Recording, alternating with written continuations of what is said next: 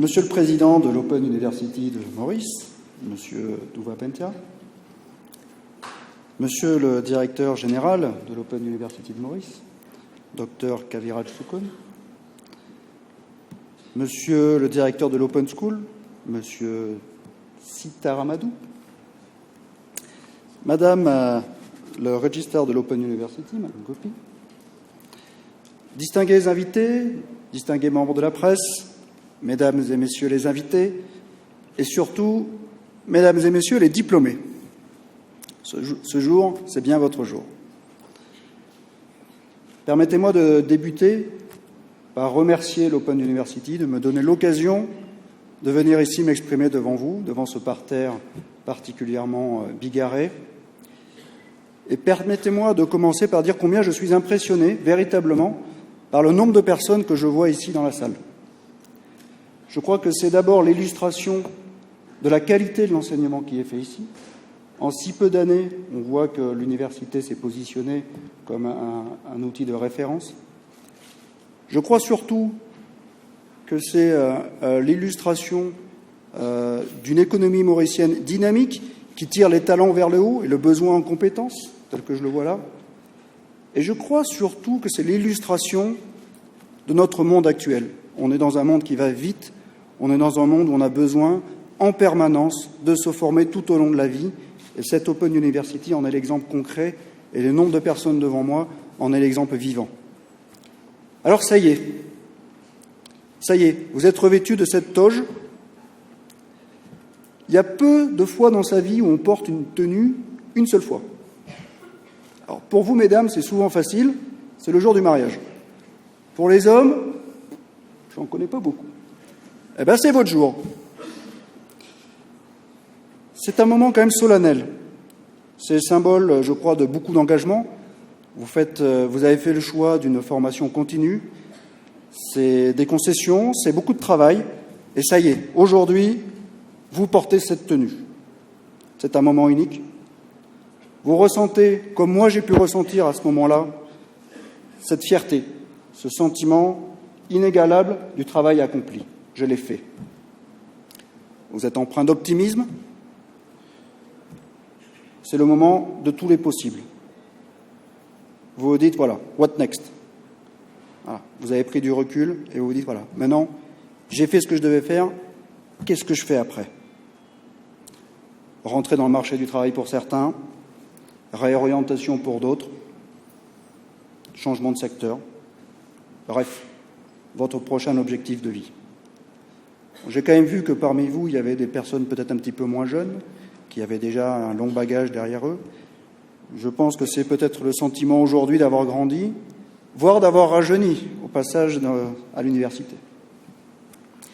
Permettez-moi donc de vous féliciter tous très très très chaleureusement et pour le travail accompli et votre réussite. Fiers de ces connaissances, vous êtes prêts donc à affronter le monde. Vous êtes prêts surtout à réaliser vos rêves. Je vous souhaite de les réaliser. Mais surtout, pour débuter un peu sur le contenu, je vous souhaite de continuer à les avoir, ces rêves. On vit dans un monde matérialiste, on veut avoir, et je crois qu'on en oublie la puissance des rêves, la puissance de l'irrationnel. Rien de grand dans ce monde ne s'est fait sans rêve. Les plus grands hommes politiques, les explorateurs, les conquérants ont tous rêvé, ils ont tous eu la big picture. Donc ce que je vous engage, certes, c'est à réaliser vos rêves immédiats, mais à nourrir vos rêves. Continuez en permanence à souhaiter plus grand, à souhaiter plus beau. La puissance des rêves. Martin Luther King, 1968. I have a dream. Ce rêve se transforme en réalité. Regardez aujourd'hui comment ce rêve a changé le monde. Alors, au-delà de vos rêves, retournons sur quelque chose d'un peu plus pragmatique. Je voudrais partager avec vous deux réflexions un peu générales que j'ai pu avoir au cours des expériences diverses et variées que j'ai pu avoir. La première, je vais vous faire remonter un peu le temps. Vous savez, j'ai été militaire, et dans les armées, on adore l'histoire militaire. On est persuadé qu'en retravaillant l'histoire, on va éviter que les erreurs se renouvellent. Je vais vous faire remonter en 1941, juin 1941. franc de l'Est. L'Empire soviétique et le Troisième Reich ont signé un traité de non-agression. Staline est persuadé que Hitler va respecter sa parole. Envers et contre tout, il en est persuadé. Tous les renseignements montrent que des centaines de milliers de soldats allemands sont massés à la frontière, avec des chars et prêts au combat. Les espions infiltrés chez les Allemands font remonter le même renseignement. Tous les généraux, particulièrement expérimentés de l'Empire soviétique, sont convaincus de l'attaque imminente. On a même le lieu et l'heure de l'attaque. Staline ne veut rien savoir. Les généraux, de peur de la réaction de Staline, ne disent rien, ils se taisent. Barbarossa, l'attaque se fait, plus de centaines de milliers de morts.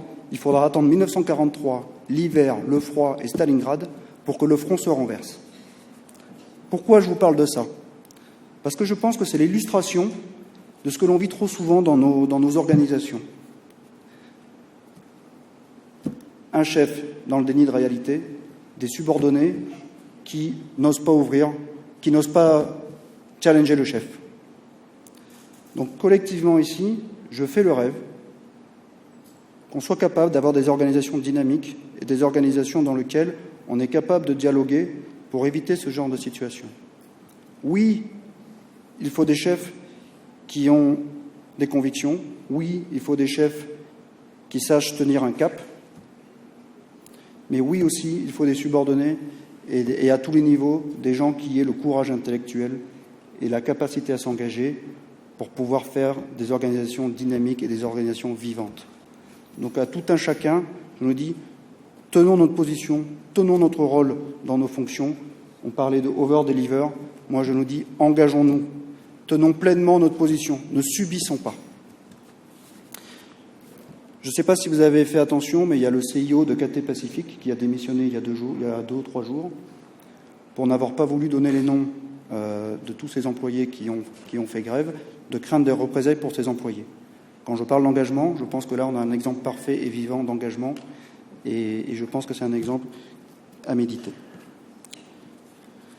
Deuxième réflexion que je voulais partager avec vous aujourd'hui, c'est la notion de collectif.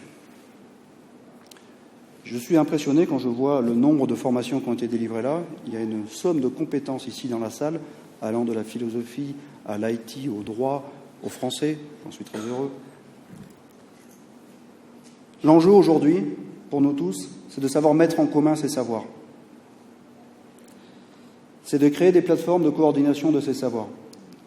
Les enjeux actuels, ils sont multidisciplinaires. Ils sont bien au-delà de nos frontières. Et seule la coordination de l'ensemble des acteurs permettra d'avoir des réponses adaptées aux défis actuels. Dans les armées, par exemple, l'enjeu, c'est la coordination des moyens. Satellites, hélicoptères, avions de chasse, drones, missiles qui passent au milieu, artillerie qui tire au milieu. Comment je coordonne tout ça pour une efficacité? C'est très concret. Mais c'est vrai dans nos organisations. Comment on fait pour que la somme de vos savoirs arrive à s'imbriquer pour avoir un effet qui soit le plus optimal possible? Donc oui, vous avez appris beaucoup. Maintenant, il faut être capable de l'intégrer dans un système. Et il faut être également capable d'une deuxième chose, c'est que vous avez appris du savoir. Ce savoir, il est très éphémère, il bouge. Il faut surtout apprendre à penser. Et je pense que c'est ça qui est le plus important dans ces universités, c'est d'apprendre de la méthodologie, de la méthode pour être capable d'aborder les problèmes. Les réponses, elles sont devant nous, elles ne sont pas derrière nous. Elles sont devant nous et c'est pour ça qu'il faut être capable d'appréhender les problèmes et de les traiter de manière collaborative. Je pense d'ailleurs que les universités ont un rôle majeur dans la collaboration. Dans le monde de l'entreprise, on est beaucoup dans la concurrence. Les réponses sont collectives, le monde privé et le monde public doivent participer aux réponses, et les universités, à mon avis, sont les plateformes idéales pour apporter une neutralité dans ces coordinations des réponses. En parlant de collectif, je veux poursuivre sur le sentiment d'appartenance et d'intérêt général. On est tous dans un monde très individualiste. Et c'est pour moi le sentiment d'appartenance au groupe qui permet de se surpasser, de sortir son intérêt individuel pour aller au-delà. Je peux vous le témoigner, en montagne, j'ai eu des soldats fatigués, qui avaient la peur du vide, qui avaient froid, et qui pourtant se sont surpassés pour atteindre le sommet, parce que tout le groupe les attendait là-haut, et qui ne voulait pas être l'élément qui allait justifier le fait qu'on n'allait pas au sommet. C'est vrai en montagne, c'est vrai dans tous les environnements, c'est vrai dans toutes les organisations. Le collectif est vraiment ce qui nous permet d'aller au-delà de nous-mêmes. Ce qui est important pour qu'on puisse être dans une approche collective, c'est de définir deux choses, à mon avis. La première chose, c'est l'objectif commun. Qu'est-ce qu'on a en commun? Qu'est-ce qui nous unit? Quel est le niveau où finalement nos petites différences font qu'on se retrouve sur un objectif commun? Ça, pour moi, c'est le premier élément fondateur. Le deuxième élément qui permet le collectif, c'est la confiance. On voit aujourd'hui, on est dans un univers où à la fois l'objectif commun est en train de se déliter, la confiance entre les acteurs internationaux devient moins certaine, et on commence à avoir non pas des ponts qui se construisent, mais des murs qui s'érigent. Et donc là, aujourd'hui, je pense que la connaissance, ça fait partie de ces ponts. Donc il faut continuer à la cultiver, parce que cette connaissance, c'est un des éléments communs sur lesquels on peut s'appuyer pour se fixer des objectifs qui permettent justement cette action commune.